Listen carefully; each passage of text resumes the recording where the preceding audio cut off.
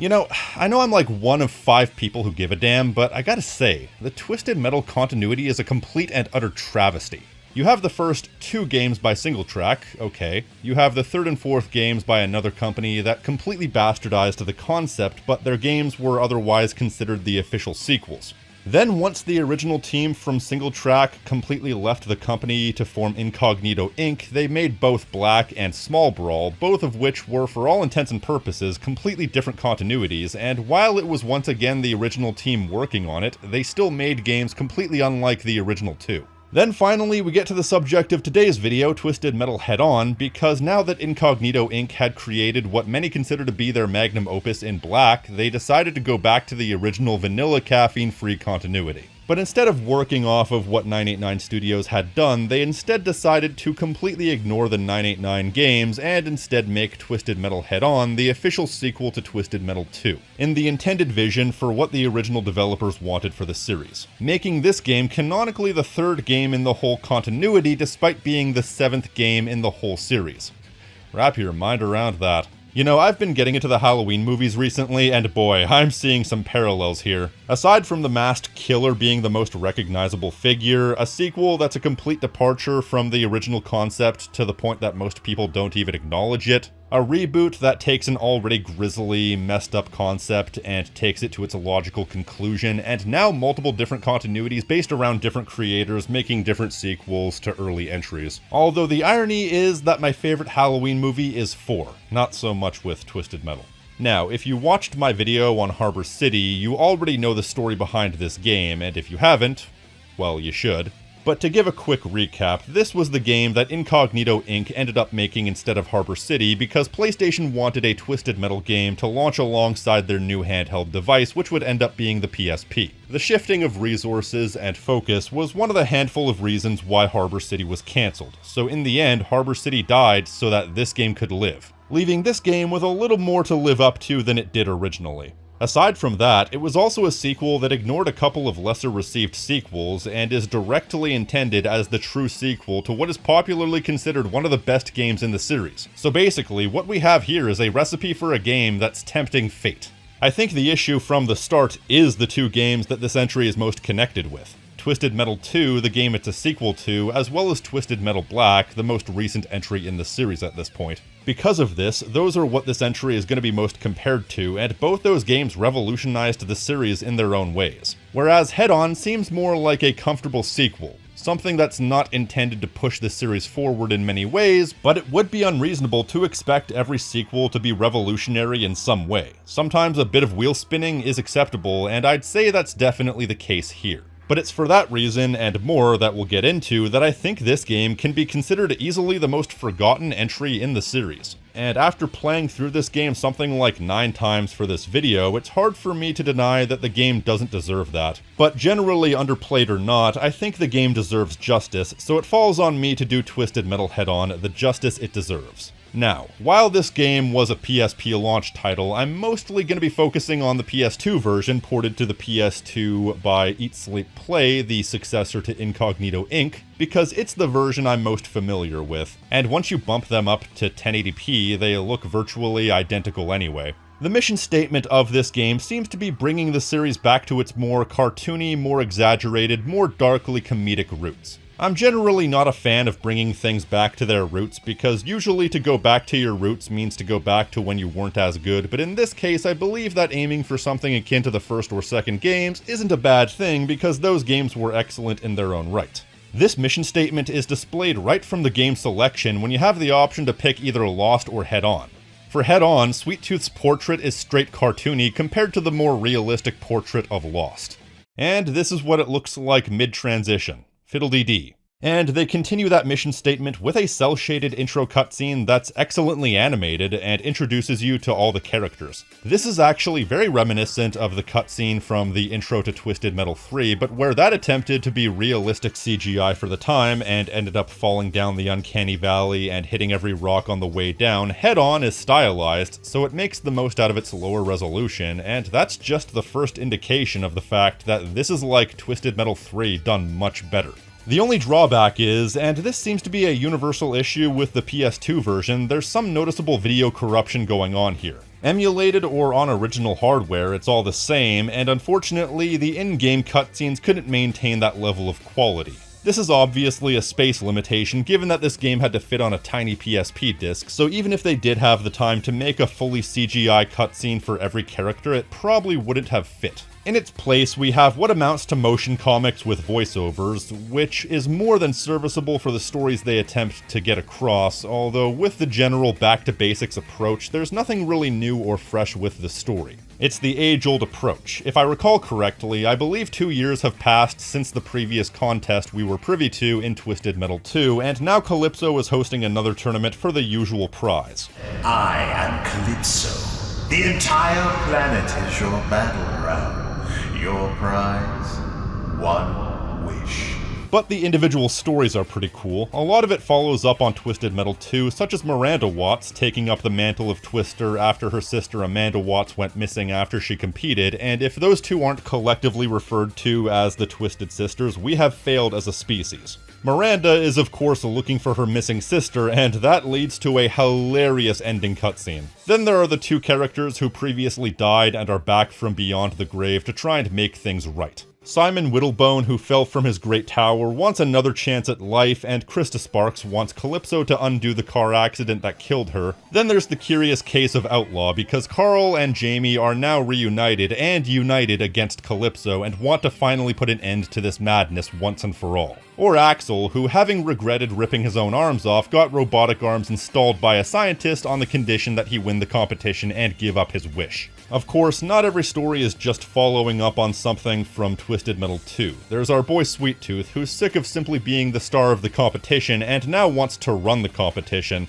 which may or may not have been inspired by TM4, but even if it was, I don't think anybody from the team would be willing to admit that, considering their well-documented opinions of Twisted Metal 4. Regarding Twisted Metal 3 and 4, I think my reaction and many other people on the team is, what have you done with our baby?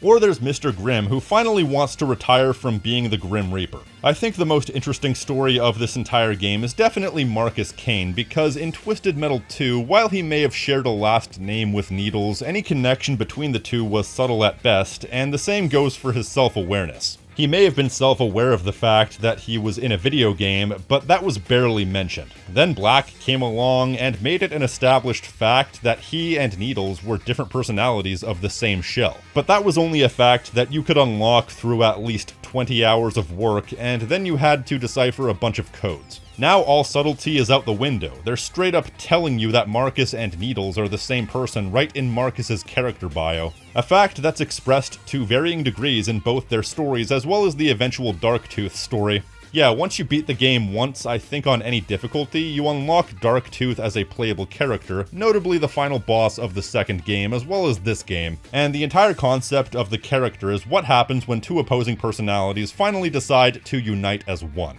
And it's honestly one of the most intriguing concepts, if not the most intriguing concept, that the game has going for it. Lots of good stuff here, things that logically follow up on previous games and are interesting if slightly underdeveloped, but given the series it's part of, it's not like each of these stories could be developed beyond a single cutscene or two. But that's the thing, we had more than that just in the last game. I just wish they could have kept up with the 3 cutscene structure of Twisted Metal Black to help flesh out these stories more. I know the second game only had 1 cutscene per character, and some of those endings were classic, but now that we've had a taste of how much more depth the 3 cutscene structure can add, I didn't want to let that go.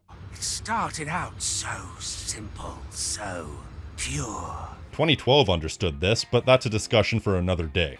So the general plotting of this game from story to story is fine, but not all it could have been. But if there's a statement for the entire game, that would probably be it. Not all it could have been. So with that out of the way, the big question is, how does this game play compared to its contemporaries? Well, let me just say off the bat, going forward, you may get the impression that I hate this game, and I just want to say preemptively, that's not the case. I think this game is decent to good, but I have a lot of criticisms for it. The first point I want to make might actually go against the grain for what a lot of people think. Some people will tell you that if you're just getting into the series, you should start with Black or 2 because those are generally considered the best games. That's a fair enough assessment. Everyone will have a different opinion on this matter. I'm sure some psycho freak will even tell you to start with the third game. Probably somebody who isn't bothered with this series gaining any new fans. Personally, for a while, my answer has been Twisted Metal Head-On is the best game to start with. And it's not necessarily to do with the game's quality, because I do think this game is of somewhat lesser quality compared to other games in the series. But I think that this game is the perfect starting point because of 2 reasons.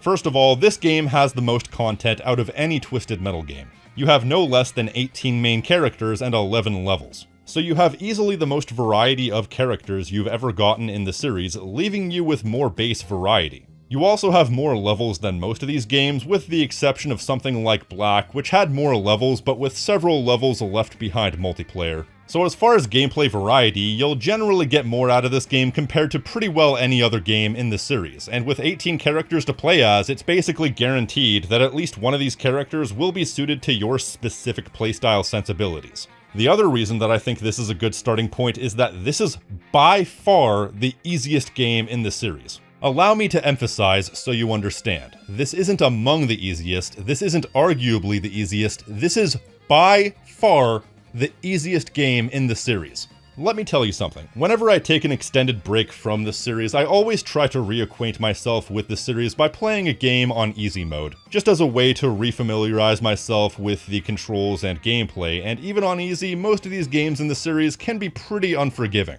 Not Head-On. Going through this particular ritual, I went through the entire game without dying a single time on easy mode, even though I was trying to refamiliarize myself with the controls. Hell, I didn't even lose that much health. So it's a good game to learn the mechanics and the general gameplay sensibilities before you move on to more challenging experiences. This is the gateway drug to Twisted Metal, and I honestly wonder if that's the reason why this game is as forgotten as it is. Because there's really nothing wrong with it, in theory, but the old games were all stimulating experiences as far as their challenge. The fact is, most of these games have always been kinetic, explosive experiences, but the old games were only enhanced by the fact that in a lot of cases you were scraping by the skin of your teeth. It made it that much more satisfying, whereas when you take the same experience and make it much easier by several increments, it makes it much more akin to white noise. I thought Twisted Metal 2 punishing new players by cutting off the game halfway in if you're playing on easy was pretty silly, and a bit of correction may have been necessary, but this goes so far in the other direction that it's even more silly. Because within reason, you can get better at a hard game, whereas there's only so easy you can make a game before it just stops being fun. And while I think it's a good game to start with, I also think that anybody familiar with this series should play on the hardest difficulty flat out from moment one.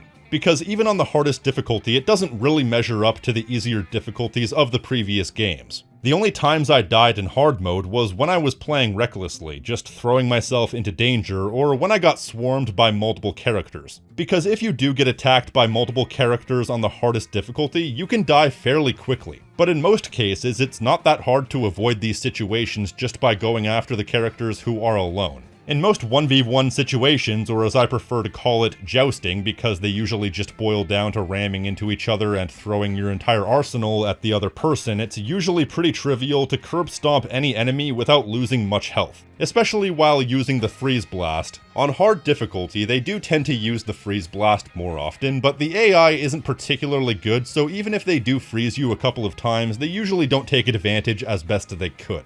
Unless you're fighting someone like Mr. Slam who uses his special attack on you, he's the one you don't want to get caught by. Also, I'm not sure if this is just on hard difficulty, but I did notice more while playing on hard difficulty that if your enemies get to low enough health, they automatically abandon the fight to seek out the nearest healing item. I do think it's a bit unfair that they always intuitively know where the nearest healing item is, but as long as you aren't frozen, it's pretty easy to keep pursuing them as soon as they run away, and if they do try to run away, they are the easiest of easy pickings to finish off. Especially because even on the hardest difficulty, you basically never run out of weapons.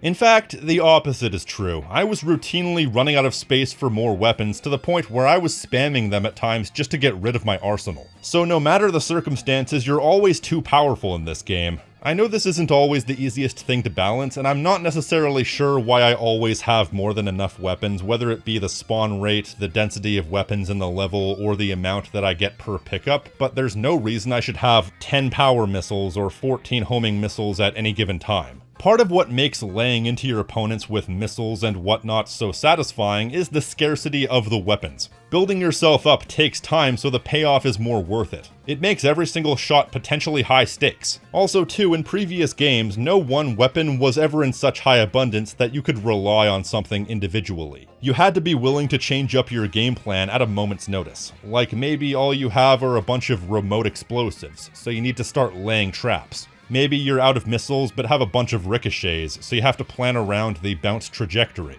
This is a case where the scarcity creates ingenuity, but with such a high abundance of weapons in this case, for most of the game, it's not about what you have, but rather how you can get rid of what you have as quickly as possible. And let me be perfectly clear, this is still true regardless of whatever difficulty you're playing on. The funny part is, this game doesn't have a very hard mode, but it has a super easy mode. I haven't even touched that because I'm almost afraid of how easy that mode is. Like perhaps for every shot you fire, an F-22 Raptor will carpet bomb the place. I know this is a pretty long rant on a single thing, but for a game series this simple, changing a single thing can result in massive fluctuations in quality. When looking at this game as a whole, I think I understand why the difficulty was balanced like this. This game has a save system without a password system, but unlike Twisted Metal Black, you also don't get your lives back at the beginning of every level, which means that you essentially have to get through the game on 3 lives, plus whatever lives you can get through the mini-games. More on those in a minute. So I believe that what they did is that they balanced the game so that you can get through on 3 lives.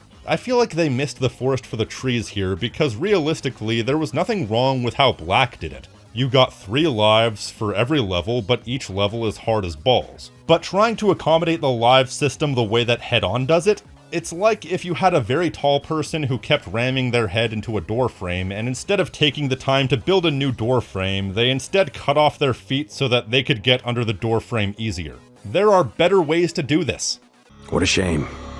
But now that I've successfully ranted about the game's difficulty for like 10 minutes, what about the rest of the game? I think the lone major inclusion this time around is a system wherein every time you destroy another player's vehicle, you're able to pick up an upgrade from their charred remains. There are several upgrades, and they each range from completely useless, like 10% ram damage or jump height, to almost game-breaking, such as the special weapon or machine gun upgrades. And you can have multiple upgrades at once, meaning that after one level, you could potentially have extra health, special weapon and machine gun upgrades, and faster energy regeneration. To be fair, you lose all your upgrades upon dying, but if you have all the upgrades, there's a very slim chance you're going to die. It's one of those perplexing cases like in bullet hell shooters where the longer you're able to go without dying, the easier the game becomes, when realistically, it should, if not be the other way around, at least not be the case. In fairness, it's a neat idea that rewards you for efficient killing while staying alive yourself, and as a matter of fact, it makes me afraid of dying at all, lest I have to restart my entire upgrade tree. Plus, I absolutely adore each upgrade that they give to the special attacks. They don't just blanketly make every special attack do more damage, they actually each have a unique upgraded form. For example, with Sweet Tooth, you can charge up a meter and then fire multiple of his napalm cones. Then you have Outlaw, where your attack is seemingly unchanged, however, you then discover you can do more damage by tapping the fire button multiple times. Then you have Grasshopper's attack, which normally just has you jump and ram into a nearby opponent. How do you upgrade that? Well, it's another case where while you're in the air, you can continue to tap the fire button to fire green beams into your opponents, doing additional damage beyond the ramming of your car into them. A lot of them boil down to charging something up or tapping the button multiple times, but they each have a unique effect that you have to discover for yourself. And I really appreciate that, unlike some of the other upgrades, it adds a tangible variety that you have to intuit for yourself. I appreciate the added variety, and I appreciate the way it changes things up. So for that alone, I think the upgrades aren't a bad idea, not by a long shot, and as a matter of fact, I think it's a good idea that adds a touch of spice to the gameplay, but it would have been better in a game where it were an edge needed to turn the tide of battle, and not just a nuclear bomb among many other nuclear bombs. Other than that, you know exactly what you're getting out of this game. Several levels back to back, a couple of boss fights, several different weapons you can use, the standard. Come to think of it, I don't even think they introduced any new weapons. The only thing that classifies as any sort of battle item that was added was the shockwave, which uses up your energy. It can be done by hitting up, down, left, right. As for the rest of the defensive powers, they're all returning from previous games, though they answered my prayers and simplified the rear fire ability just by making it up, down, down. An easy 3-button combination that you usually won't accidentally do in normal gameplay, but can be done in a pinch. But yeah, basically no new weapons added. I think that's a first for the series. They may have renamed a few of them, but they're all functionally identical to other weapons that have already been introduced. I mean, I guess I'm not entirely sure what else they could have introduced, but I know 2012 has some new weapons, so just get creative, I guess. I mean, sure, I described Twisted Metal 3 and 4 as being a bit bloated in that regard because they added so many weapons that a lot of them ended up either derivative or useless, but this goes too far in the other direction. Even a couple of the levels are basically just remakes and updates of previous levels, the most egregious of which would be the Paris level, which is like the Paris level in the second game, but expanded to include a second half of the level that doesn't really add much, as it's mostly just flat. You even have the exact same gimmick of being able to blow up the Eiffel Tower. I guess in theory they wanted to take the gimmick and make an updated version, and you know what? I appreciate that. They even took the opportunity to make the tip of the Eiffel Tower slam into the ground, which creates this level's environmental attack by making it electrified. Then you have Los Angeles, which is somewhat similar to the Los Angeles level from the second game, especially with the trench surrounding the entire level, and the level proper is more or less a large flat area with some buildings and set pieces scattered around. Granted, they do have some wavy roads and ramps and whatnot, plus you can also teleport all the way up to the Hollywood sign and even blow it up.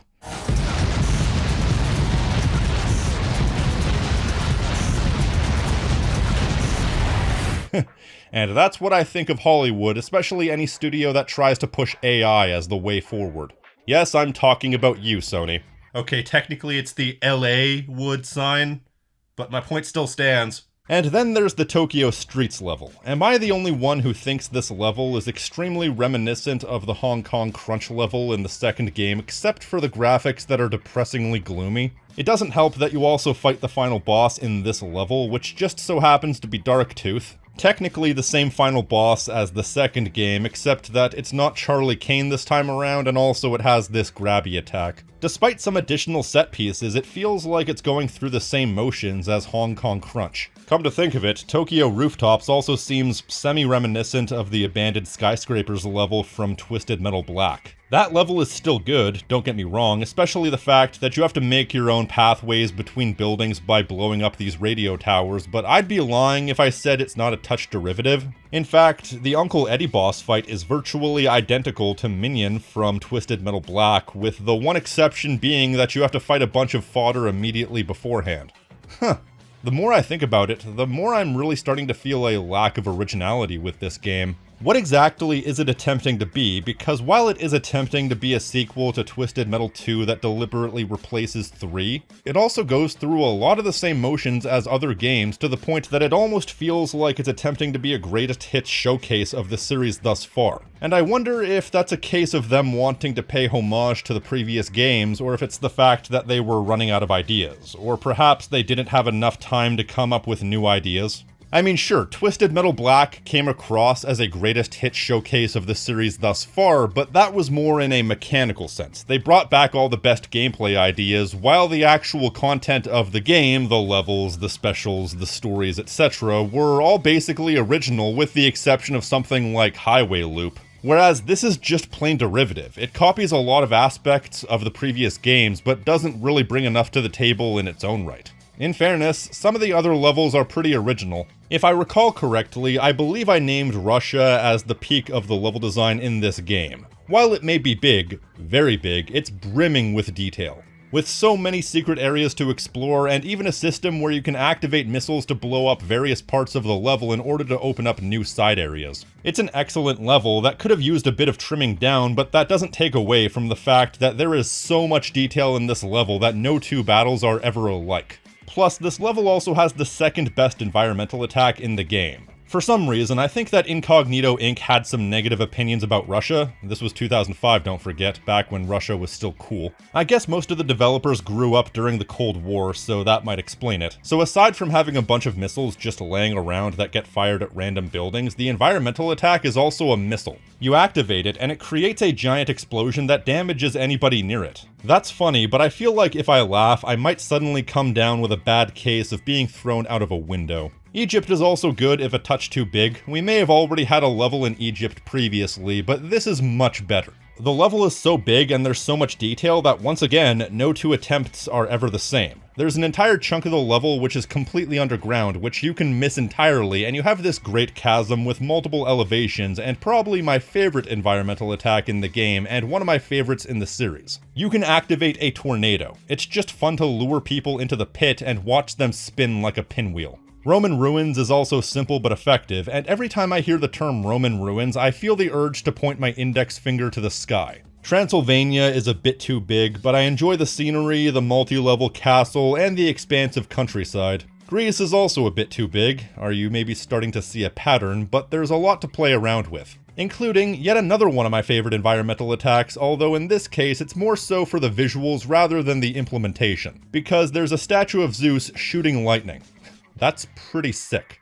Petulant child! I will tolerate your insolence no more! Otherwise, you have a cruise ship, multiple islands to play around in, and danger lurking around every corner, but given that this is an archipelago, you can very easily fall into the water. But this is also the first instance in the series, I believe, where falling into a hazard doesn't instantly kill you, which is one of the features that I definitely agree with in this game. And quite frankly, I wouldn't have minded if that was the case from the beginning of the series, because getting obliterated by multiple cars simultaneously tag teaming you, that's one thing. Sliding a little bit too far and falling off a ledge which forces you to restart the level, that's something I'm less forgiving of. In all honesty, I think the only level in the game that I don't think I have any strong feelings about one way or the other would be the opening level, Big Blue Stadium, which has a pretty standard layout, with the stands, the stage, and the back area. It has more going on than something like Minion Stadium, so it's not derivative, which is something it could have easily been, but as it is, it's pretty standard. It kind of just exists as a means to showcase the band they collaborated with, which is the band Level, playing their song Disaster Proof, which is a decent if unremarkable bit of butt rock, and honestly, I prefer the Level's main theme over it. I lock myself into my room, 'cause I'm better off here alone.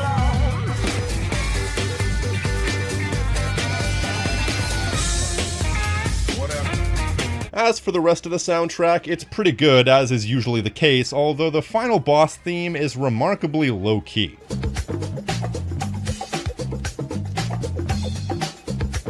Are those bongos? I mean, if you're doing what I'm doing and facing Darktooth head-on, it's not a very fitting theme, although for Towertooth it's fairly fitting, given that my strategy just entails me sitting back out of its range on one of these ledges and throwing pot shots at it, because Towertooth can't do anything in that case. Something I discovered on my very first playthrough, which is a shame because looking at it, Towertooth could have very easily been one of the best boss fights in the series. But they hamstrung themselves by limiting its mobility, so it can't go on ledges and it can't go under anything that's less than like 100 feet tall. The only challenge I find is getting enough weapons together to be able to damage it, because for much of the boss fight, you can only damage its head, but the head is almost always above you, meaning that weapons that go on the ground or weapons that fire directly forward can't reach the head, meaning that you're basically relying on homing missiles, fire missiles, and swarmer missiles. You know, after looking at all these different elements in the game, it occurs to me that had Twisted Metal Head-On not been fundamentally fun to play from an engine point of view,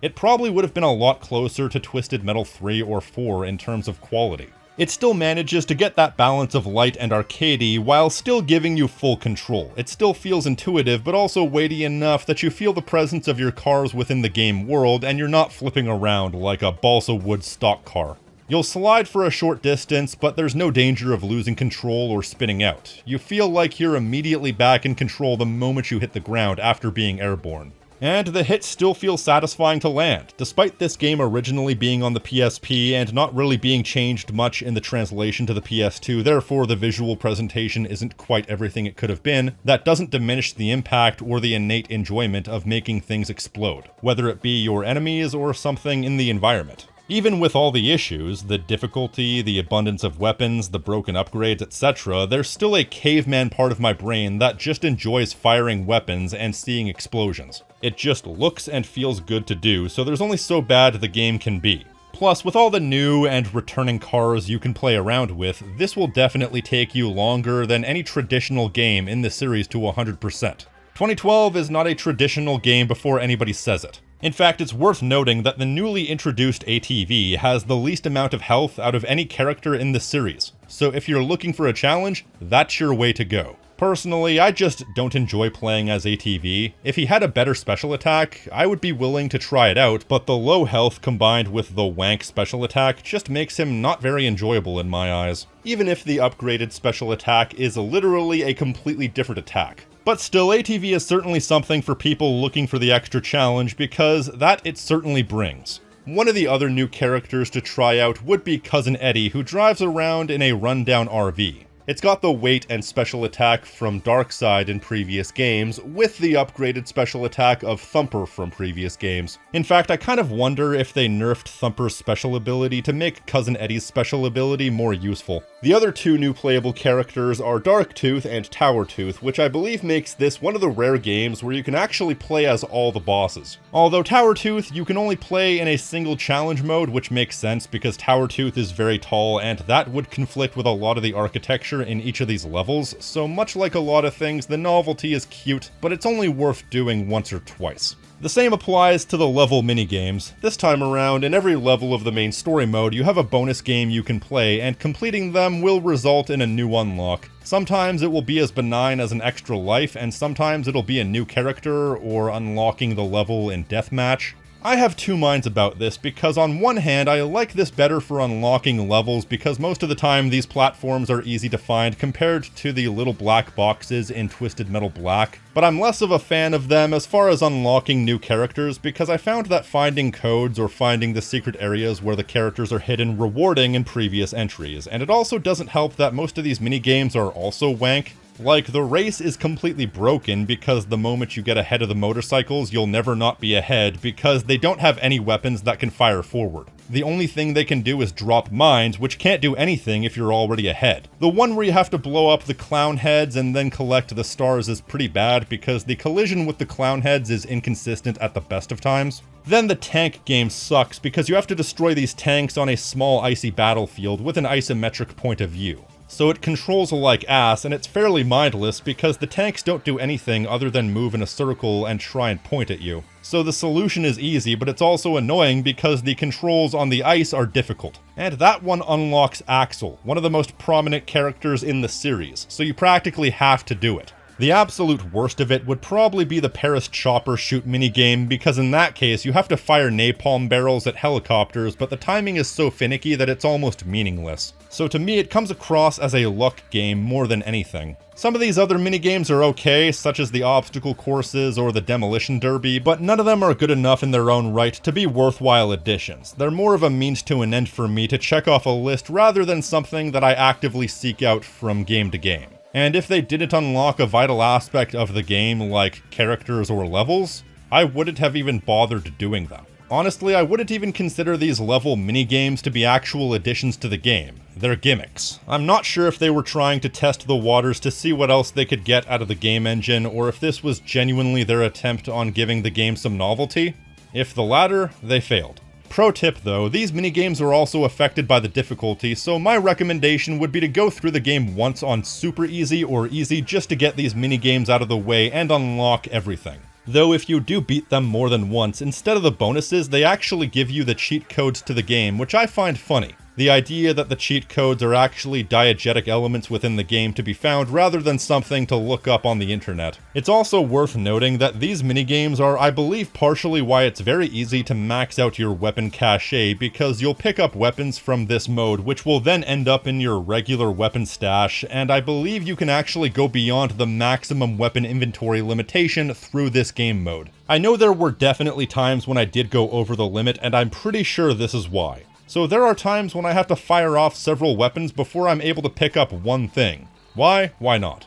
And once it's all said and done, we have the endings, which are a mixed bag, and sometimes seem to be glitching out. Like, I'm only getting the first few seconds of Roadkill's ending, but thankfully plenty of people have already archived these endings. Some even refrain from putting a watermark on them because there's a special place in hell for people who put watermarks on footage they don't own. I maintain that the Outlaw ending, where they get into a fight in front of Calypso and Carl accidentally wishes for Jamie to shut up and that leaves her without a mouth, is almost as stupid as the equivalent ending in Twisted Metal 3 where they get laid off because they wish for a world without crime. Almost. I wish you'd just shut up! Granted. What?